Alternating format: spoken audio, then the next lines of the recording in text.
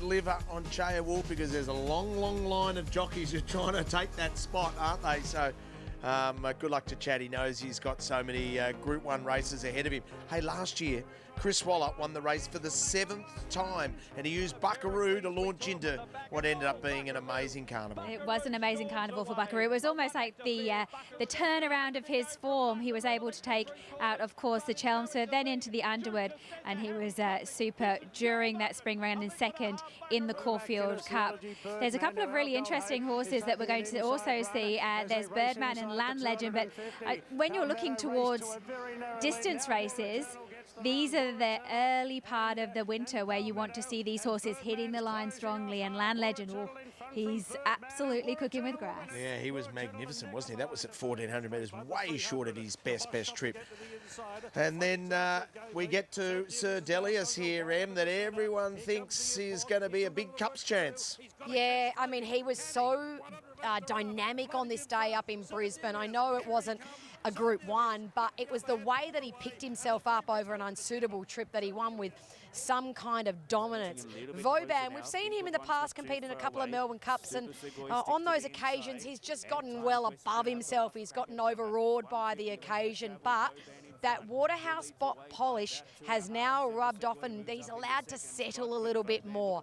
And these trials over very unsuitable trips like the 1,250 metres have been excellent. With these stayers, trainers often speak about how they want to see sprint in their legs first up so that they can build on that fitness and have a turn of foot at the end of their races. As we take you into the yard for race 7 on the program here, which is the Chelmsford Stakes over the 1,600 metres, a weight for age Group 2 contest.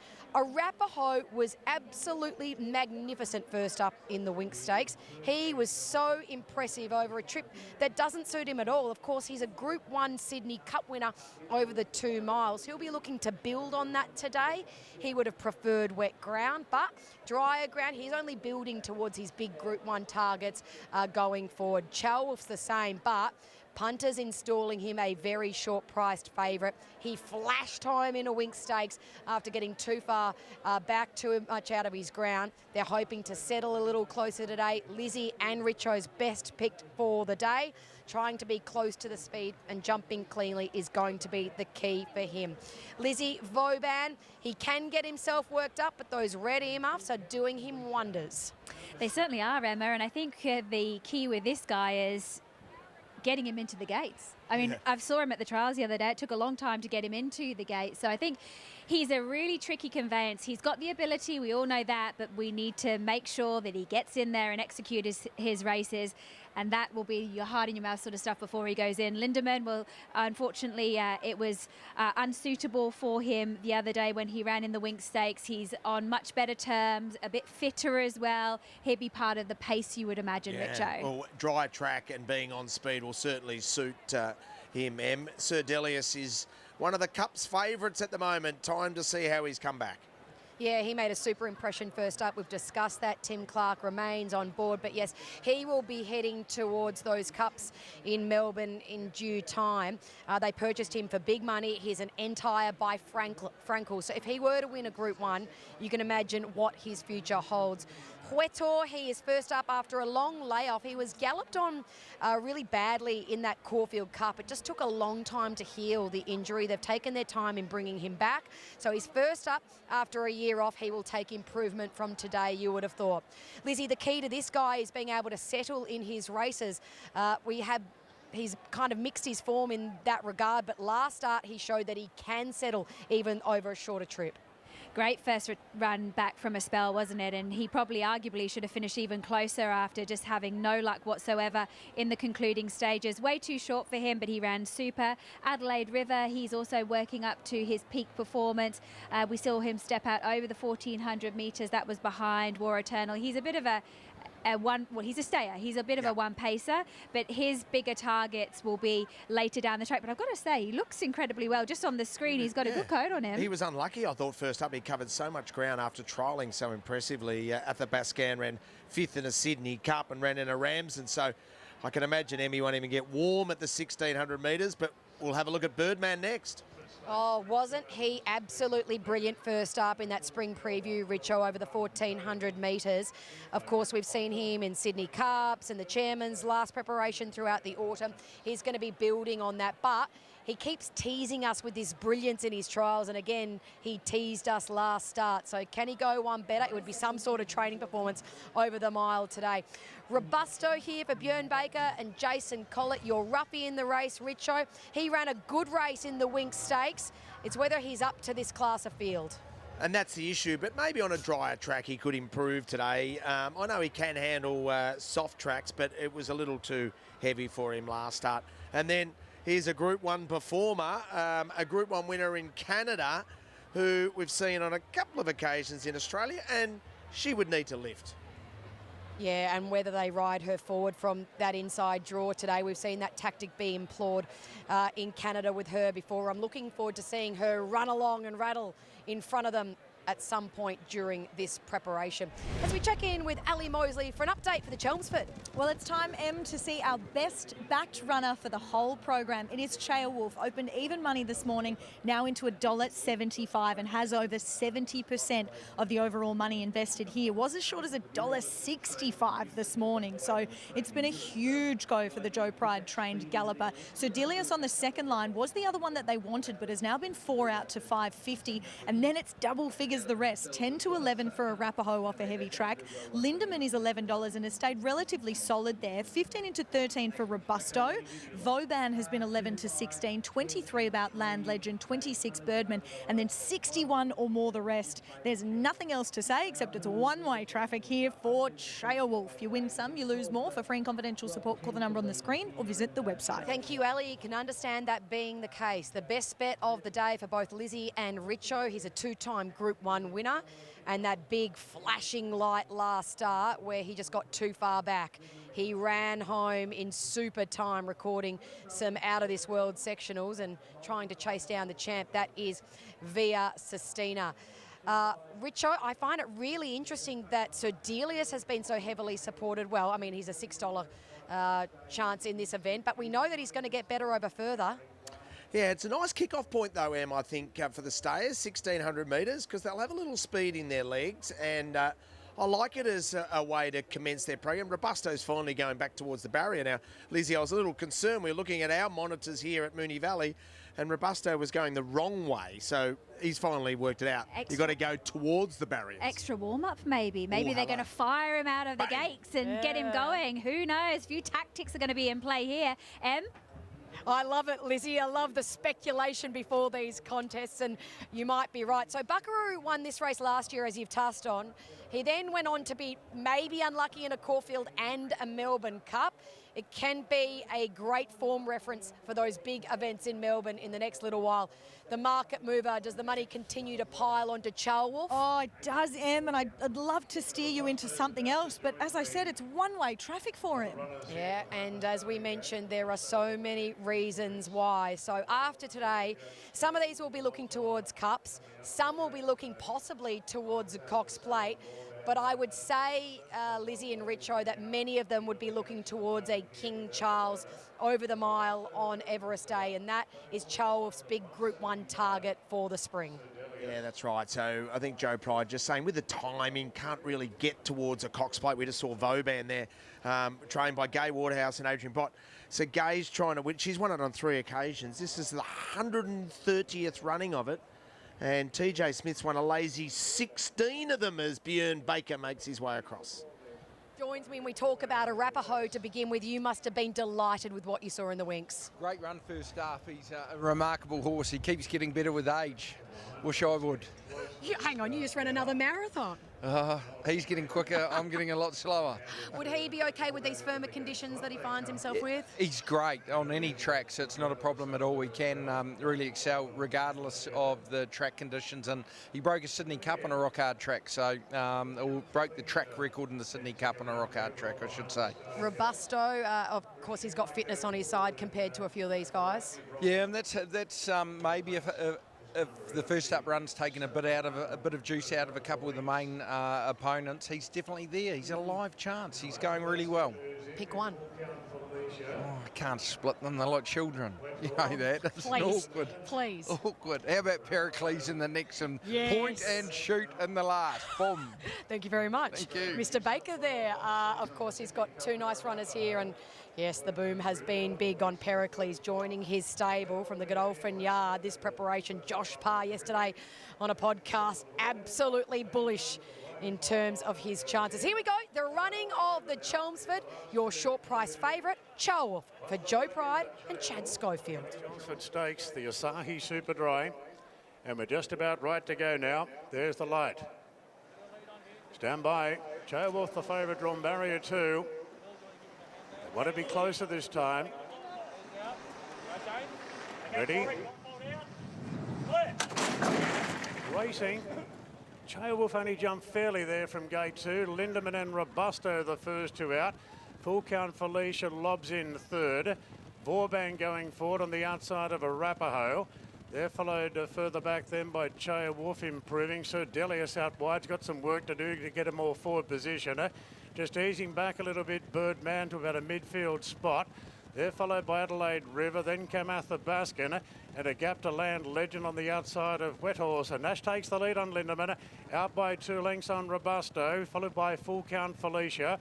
Sir Delius doing some work up on the outside. Vauban took a sit behind them. Then Arapaho plonked down on the rails on the inside of the short favourite Chaya Wolf. So Chaya Wolf's about 5 lengths off the lead at the 800 metres. They're followed then by Adelaide River in the running line. On the outside of Birdman, a couple off to Land Legend from Athabaskan and 2.5 lengths back to Wether at the rear. 600 to go, Lindemann rolling, Lindemann a length in front of Robusto, then Full Count Felicia. Sir Delius gets to an outright fourth. Now Vauban being scrubbed up from Arapaho, and Chaya Wolf is peeling 3 and 4 wide, 6 off the lead. Up the running down, Lindemann shows the way by 2 lengths on Robusto, is flat out. Then Sir Delius. Boy, Chaya Wolf's got some chasing to do. He's still 6 off them. Lindemann's giving a terrific sight in the lead. Inside the 200, Lindemann 2 in front of Sir Delius is giving good chase now. Lindemann and Sir Delius. Lindemann trying to cling on just. Lindemann a half head on the line to Sir Delius, getting closest at the end. Vauban hitting top gear late into third. Chaya Wolf, well, he couldn't pick up the ground today. Then Bourbon flashing home and Arapaho as well. Further back to Adelaide River, Land Legend, Robusto, Full Count Felicia, Athabaskan finishing well back at the end, and Wether was one of the last in. Huge improver was Lindemann right there on speed, controlled things from the get-go. Did Nash Rawiller. That is a big win. Of course, second up, he's got an amazing record when he's second up into the preparation. And Nash was just able to control things and say, now this is the tempo we're going. You guys are going to have to settle back and try and rattle home some unbelievable sectionals to try and get over the top of me. Sir Delius was huge over the mile, as was Vauban. Chelmsford, he was very good. Midfield, he did settle a little closer, maybe not as close as they would have liked, but Lindemann, that is a big win for the Whoppet Bloodstock team. Lizzie? Really good win and a nice ride as well. Have to analyse the sectionals of what they went, but the two eye catchers were Sir Delius and Vauban. Sir Delius covered a huge amount of ground. He was actually pushed wide by Chad Schofield at the top of the straight. He covered extra ground and he still found the line strongly. You could see Vauban stuck on really nicely. I think Chaya Wolf, when he got upside Vauban, I thought he was going to go straight past him, but Vauban actually kicked again and he was just really flat-footed. Have a look at this. So you can see Chad's making the move, and then he gets upside Vauban, and you would expect Chaya Wolf to really find the line a lot stronger, but as soon as Vauban saw Chaya Wolf, he really kicked again and ended up running only fourth Chaya Wolf and third for Vauban. So look, I can't take anything away from the fourth horse, a well-backed Chaya Wolf. The winner was excellent, but the second and third horse, they're ones to watch moving forward, especially to those cups, Richo. Even maybe Birdman, who had to wait his turn. Look at Birdman in the colours of Aussie Kerr.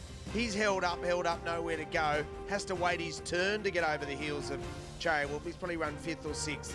But Chris Waller for the 8th time, and just break the news to him. He's halfway to TJ. TJ's won 16. Yeah, 8th Chelmsford, halfway to TJ's record of 16, which is just an unbelievable record when it comes to this race. But what a masterful ride there by Nash Willer, and a great effort from you. Second up, we know that he improves. Yeah, good ride from Nash, as you said, and yeah, our team never lost faith in him. It's been a tough run. He's been running on really wet tracks, and he just hasn't fired a shot on a heavy track. And we went home and worked out that there's nothing wrong with him. He just needs a better track, and he's got that today. So yeah, well done to all the team. Do you keep him up the mile now? You're going to stretch him to 2,000? I think he'll run the 7 stakes in 2 weeks. And then after that, there's some nice races in Sydney, the Hill Stakes, Craven Plate. Yeah, 1,800 and 2,000 metre races, so it'll be perfect for him. Lady Shannon, tell us how she is. We can't wait to see her over that 1,000 metres. Yeah, she's well. I'm nervous. She's not. She carries a 3.5 kilo penalty, and it doesn't sound much, but it is a lot. That's my only concern. She's carrying a big weight against the boys over a distance that she's not used to. So today's a stepping stone. So don't be overconfident, and don't be disappointed if she just gets beaten, because she's on track for something decent this spring. Thank you for your honest assessment of the Concord coming up, and congratulations Thanks. to you and some very loyal clients. Thank you. Chris Waller there talking about Lindemann and his heroics here in the Chelmsford Stakes. Coming up next at the Valley, the Atlantic Jewel Stakes, and it's been won by some beauties in the past. Of course, as the fillies head on their merry way towards bigger tasks. Michael Rod, give it a smile on the beautiful mare that was Atlantic Jewel.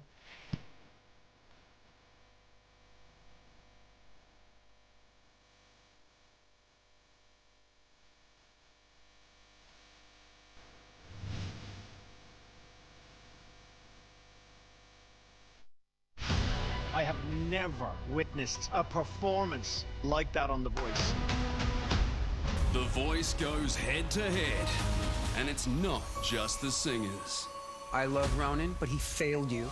Good job putting them up against each other. Yeah, I am wedged between two coaches who have stolen my team. Maybe you should have coached him better. The edge of your seat is the only place to be. The Voice, Sunday at 7 on 7. If you love sport, the sound of the opening siren, the smell of the turf, the sight of the crowd rising to their feet, and the way it makes you feel alive when the result is on the line, then you'll love the Better app. It's our fastest and easiest app ever. That's better. Chances are you're about to lose. For free and confidential support, call the number on the screen or visit the website.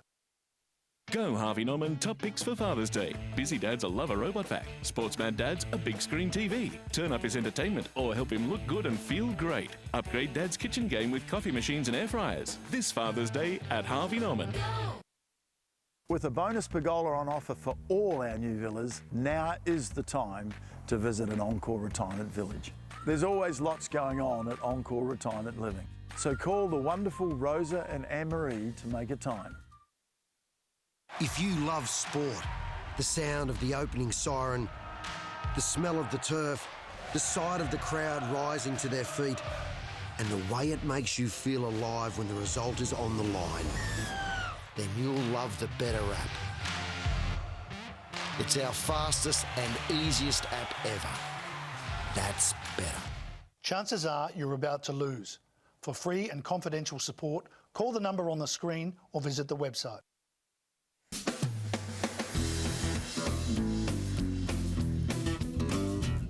When I won the Group 1 with Sky Cuttle, the Emirates Stakes, I think it was, Jason Benbow Road. Went out to dinner with Stewie Ramsey, the owner, that night. He'd had a big day drinking red wine. When you breed them, and like we did her, and you've had us, it's a foal. It's just magnificent, you know. As we walked into a big restaurant with 60 people in the heart of Melbourne, he fell asleep. And I woke him up just in time to pay the bill. But he still woke up Sunday morning as a very happy man. So we had 2.5 hours apiece, eating and drinking his grog.